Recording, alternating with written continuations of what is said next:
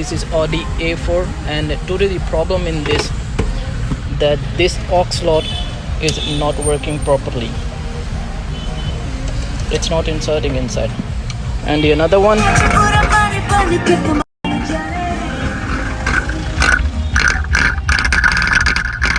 after removing 2 or 3 down screws there, first of all remove this D pillar, side D pillar, then the same to this side, then lift this cover up towards.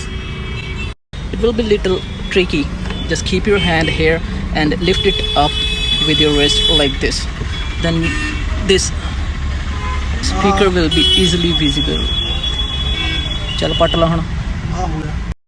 Now removing locks from here, you can easily disinstall this one and unscrew this full square plate will be out from your car.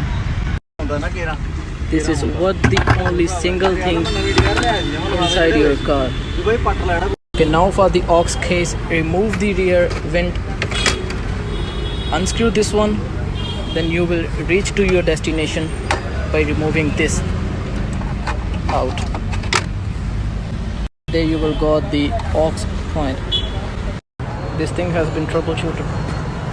Let's fucking fix this inside again.